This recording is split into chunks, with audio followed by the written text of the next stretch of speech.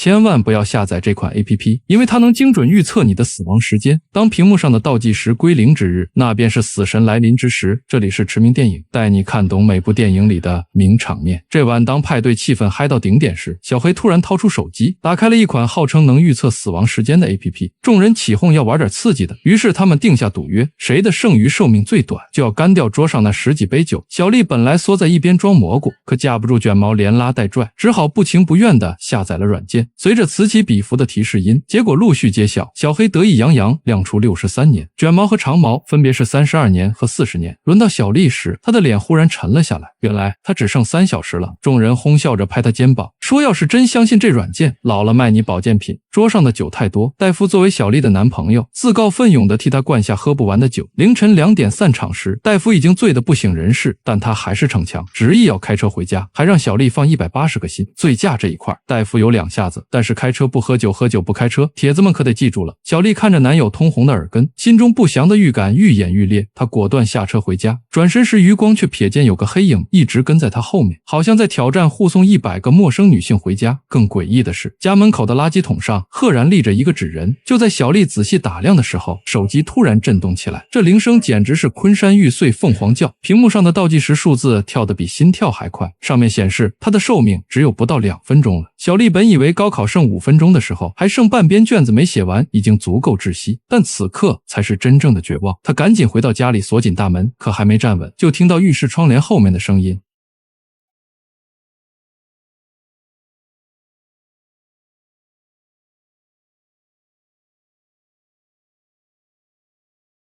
小丽从高空坠落的那一刻，手机上的倒计时刚好归零。与此同时，戴夫的车子失控冲出公路，一头栽进路旁的树林里，车身扭曲变形，挡风玻璃碎成蛛网，他的额头被划开一道血口，但所幸8字比铁还硬，但估计这次祖先也是在底下把人情求遍了。然而副驾驶的位置却被一根断裂的树干直接贯穿，如果小丽当时没有下车，现在恐怕已经被钉死在了座椅上。可惜无论怎么逃，漂亮的小丽还是早早就下线了，甚至恶魔还给她体贴的上了双保险。第二天，医院的白炽灯照得人头晕目眩，戴夫躺在病床上，他还有10几个小时就要做手术了。护士奎恩见他脸色惨白，便轻声询问情况。戴夫声音发颤，说起了那款诡异的死亡预测软件以及小丽昨晚的遭遇。更可怕的是，他现在也只剩下10几个小时了。奎恩听完笑了笑，安慰他这不过是无聊程序员搞的恶作剧，让他别太紧张。可当手术时间临近，戴夫的情绪突然崩溃，他无意间瞥见走廊的玻璃窗上浮现一道黑影，像是一张模糊的人脸。他猛地回头，身后却空无一人。然而下一秒，玻璃砰的炸裂，吓得他连滚带爬冲进楼梯间，死死关上门。突然门外传来急促的敲门声，戴夫慌张后退，没想到此时楼梯间所有灯光都熄灭了，黑暗瞬间吞没了一切。戴夫颤抖着掏出手机，刺眼的倒计时赫然显示着还剩1分30秒，他的呼吸几乎停滞，拼命推门，门却纹丝不动。恍惚间，似乎有人推开了防火门，他屏住呼吸四处打量，突然一个黑影嗖的一下窜了上来，脚步声一步步逼近，戴夫的心脏狂跳，几乎要冲破胸腔。他死死盯着楼梯拐角，握紧手机，冷汗浸透了病号服。然而那脚步声却诡异的从他头顶传来，他猛地抬头，手机灯光照向高处，小丽正站在那里，面无表情的看着他。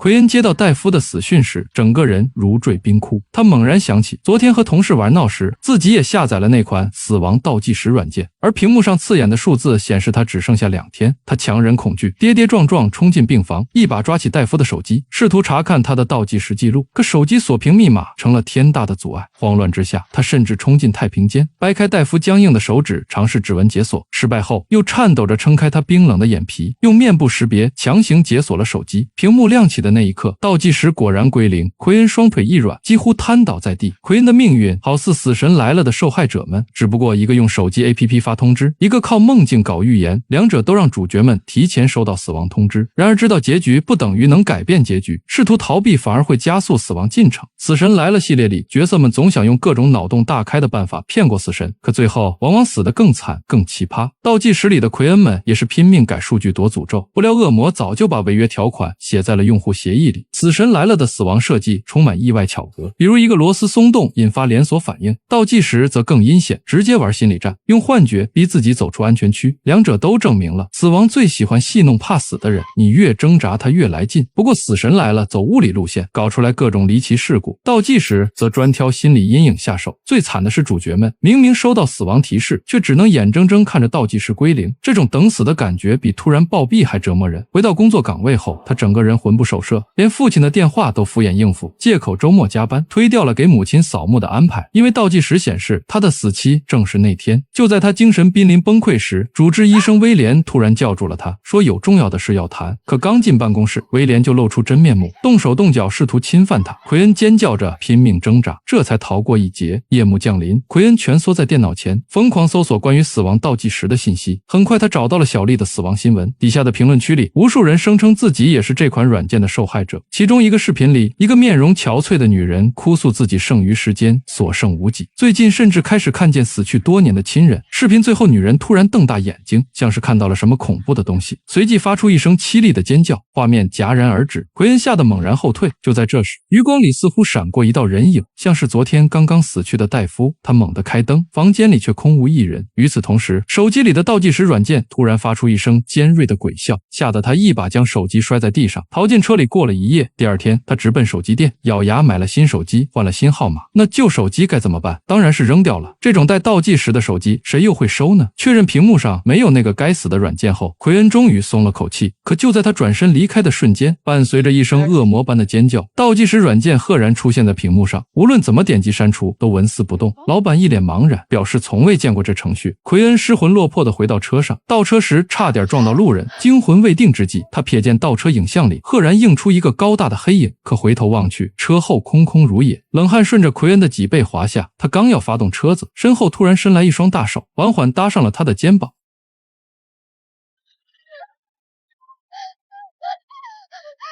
那男人骂骂咧咧地拽着奎恩的衣领，指着自己雷克萨斯的刮痕不依不饶。就在他扬起拳头时，马特从手机店冲了出来，警告他不要对奎恩动手，否则自己会让他好看。接着马特拿出一叠钞票打发走了男人，还亮出了自己的手机，问奎恩是不是也收到了这个东西。两人交换了一个心照不宣的眼神，同样都是倒计时的受害者，他们都发现了诡异之处。为什么有些人能活到100岁，而他们却被判了死刑？除此之外，他们两个都收到了倒计时的提示，说他们违反了用户协议，也就是每个软件在注册时让用户点击同意的条款，而条款里面的内容他们两个当时都没有仔细看。为了搞明白这其中的原因，他们拦住一个醉汉，诱使他下载软件。就在醉汉即将点击同意时，两人抢过手机，果然协议里藏着恶魔的霸王条款，用户应接受其命运的条款，不能使用倒计时提供的信息来改变自己的命运，否则都将视为违反约定，恶魔会强行过来收走你的灵魂。现在你在注册新账号时还敢不看用户条款吗？恶魔的卖身契就是这种藏在犄角旮旯的文字陷阱，如果不仔细阅读每一条合同条款，只怕最后成为了被奴役的包身工。同样是按契约行事，《电锯惊魂》则充满了机械和冷酷，而午夜福音式的因果报应在这里也能玩出新花样。这种规则类恐怖最妙的地方在于，恶魔会严格执行每一条约定，但最讽刺的是，当角色终于读懂游戏规则时，往往已经深陷死局。这种慢慢收网的窒息感，比直接跳出来吓人高级多了。马特想起自己退掉的火车票，奎恩则惊觉自己取消了全家出行计划。他们都在无意中试图改变命运，因此招来了恶魔。驱魔这种事儿还得找专业的人来做，于是他俩赶紧来到一座教堂。教堂里，老神父听完讲述后沉吟了一下，接着讲述了一个中世纪王子的故事。一位年轻的王子被老国王叫到前线去鼓舞士气，王子害怕自己会在这场战争中去世，到时候王位被自己的弟弟夺去，于是他找到了一位吉普赛女人，问他自己会不会在这场战争中活下来。那女人没有说话，递给了王子一张带数字的纸条，而纸条显示他3天后就会死亡，刚好就是那场战争的时间。吉普赛女人警告王子，不能用这纸条去救你自己。王子表面上同意了，但他转手就把纸条递给了自己弟弟，让弟弟代替自己去打了这场仗。庆幸的是，他老弟活了下来，赢得了战争。同时，一个叫奥丁的恶魔就找上了这王子，折磨了他几天之后，在倒计时归零的那一刻把王子给杀了。两人的心沉到了谷底，死亡好像已经变成了板上钉钉的事，但神父还是有办法，他要奎恩·马特找来软件的代码，看看里面会不会藏着什么玄机。夜幕降临，手机店老板原本要正常下班，但此时他被银行卡里的数字狠狠震撼，手指在键盘上飞舞。不一会会儿，屏幕上跳出大段代码，第一页是一段看不懂的拉丁文，奎恩就赶紧用手机拍了下来，而后面则跟着密密麻麻的姓名与倒计时。奎恩赫然发现妹妹的名字也在其中，时间也是所剩无几。老板迅速修改了所有数据，妹妹手机上的数字也变成了86年。两人长舒一口气，以为危机解除了。这一晚，奎恩主动邀请马特到他家留宿，两个人在诉说彼此的心事之后相拥而睡了。时间到了后半夜，卧室的顶灯闪烁了几下后突然熄灭，奎恩紧跟着惊醒，但感受到马特温热的胸膛，他又不由得松了口气。突然，他瞥见房门外一个模糊的影子闪过，他赶紧呼喊着旁边的马特，但没想到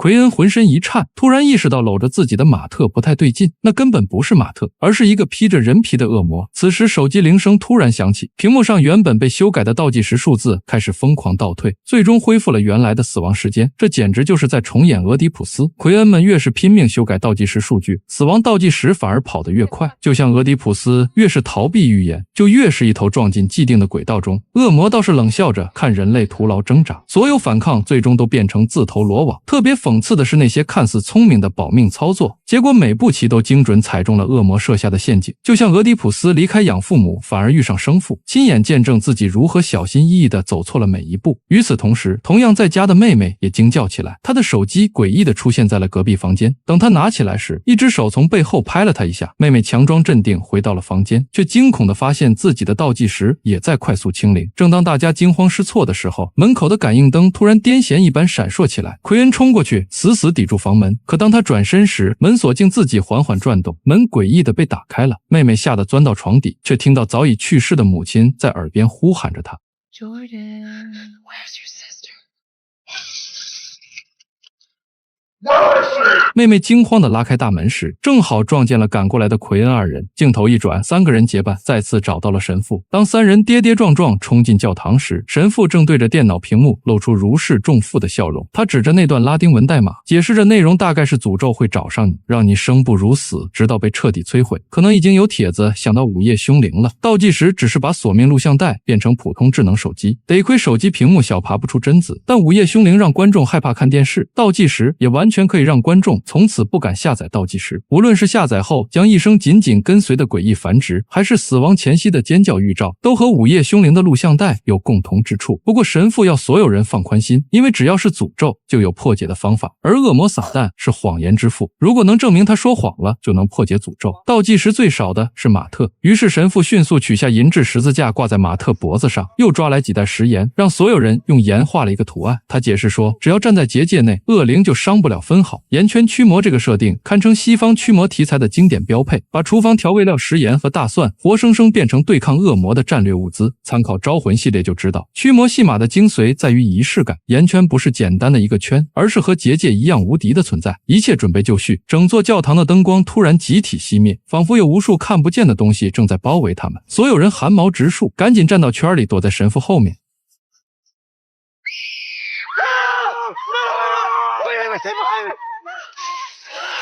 恶魔见自己进不到圆圈内，就搞起了法术攻击。只见马特突然僵在原地，他眼前的教堂消失了，一只恐龙玩具正歪歪扭扭向他爬来。紧接着一个声音朝他发出了提问，那个声音是马特死去多年的老弟。马特浑身发抖，因为他弟当时身患重病，爸妈的目光和关爱都投向了他那边。在一个晚上，马特偷走了他弟弟的玩具，而刚好他弟在这晚也死掉了，这也成为了他一辈子的心结。马特崩溃地解释着，全然不知左脚已经踩出了圆圈。刹那间，所有幻象烟消云散，取而代之的是恶魔得逞的脸。奎恩追出来，只能眼睁睁看着马特被飞驰的汽车撞飞。他冲过去时，马特已经没了呼吸，瞳孔扩散，而手机屏幕上的倒计时刚好归零。就在这时，妹妹突然捂着肚子瘫软在地。奎恩掀开她的衣服，发现一根断裂的钢筋不知何时刺穿了她的腹部。他赶紧带着妹妹到医院抢救。医院里，刺鼻的消毒水味混合着血腥气。电视新闻正播报着一列火车脱轨的惨剧，乘客全部死亡，无一生还。奎恩盯着屏幕，浑身发冷，因为那正是马特原本要乘坐的班次。正当他束手无策之际，突然他注意到了威廉医生，他的脸上仍然挂着令人作呕的假笑。奎恩盯着他，一个疯狂的念头在脑海中闪现，他记得威廉也下载了那个软件。很快他整理了下情绪，主动来到了威廉的办公室，装出羞怯的样子，说那天是自己对不起威廉，其实自己也想跟他进行到下一步，但是那天家里出一点事，心情不太好。威廉眼睛一亮，贪婪的目光在他身上游走。奎恩故作紧张地环顾四周，压低声音说自己会在隔壁废弃的住院部等他。威廉果然上当，他鬼鬼祟祟地推开废弃楼层的大门，他兴奋地搓着手，以为奎恩在和他玩什么 play， 但回应他的是一记闷棍。奎恩从阴影中冲出，钢管狠狠砸在威廉后脑，他踉跄着倒地。奎恩掏出准备好的吗啡针剂，就在针尖即将刺入的瞬间，一只漆黑的利爪突然从地底伸出，猛地将威廉拖到了一边。奎恩愣了一秒，随即露出了然的表情，这个办法果然行得通。他抄起钢管追了上去。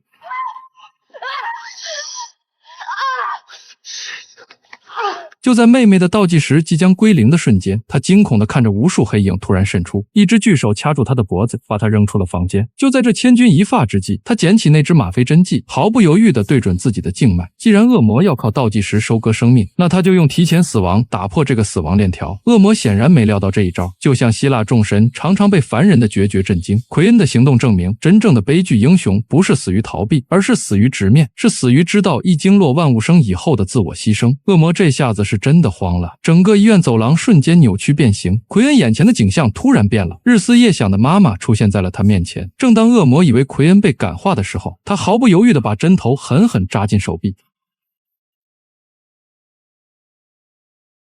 当奎恩倒下去的那一刻，恶魔也无能为力，只能垂死挣扎，紧接着就化成一道灰烬消失了。这边妹妹虽然活了下来，但她心痛的要死，赶紧爬过去抱起姐姐查看她的情况。就在奎恩瞳孔开始扩散的瞬间，妹妹突然发现她手臂上写着纳洛酮，是一种能中和吗啡的一种解药。她发疯似的翻找奎恩的口袋，果然摸出一支预充式纳洛酮注射器，她就赶紧给姐姐打了一针，把奎恩从死亡边缘给拉了回来。游走了几千年的恶魔始终没有想到自己会败在了21世纪化学科技之下。倒计时里的恶魔条款堪称21世纪的浮士德交易，把生死买卖包装成用户协议，让每个点击同意的人都成了现代浮士德。恶魔没有举着羊皮纸出现，而是把契约藏在 APP 那永远没人看的用户条款里。最讽刺的是，主角们注册时随手划过，根本没意识到自己签了卖身契。鬼妈妈里用纽扣眼睛象征被控制的灵魂，而倒计时里每个下载 app 的手机都锁住了一个灵魂。但恶魔显然没有预料到人类的自我牺牲精神以及现代科技的发展速度。奎恩最后的自我牺牲看似认命，实则破局，用21世纪的针管完成了古希腊式的英雄悲剧。恶魔算准人类会害怕死亡，可没料到有人敢提前赴死。这部电影最恐怖的不是跳下镜头，而是散场后再一次注册新 APP。 谁知道那个没仔细看的用户协议里是不是也藏着卖身条款？不是所有电影都有现实的结局，但是每场恐惧都有真实的源头。我是驰明，我们下一部电影再见。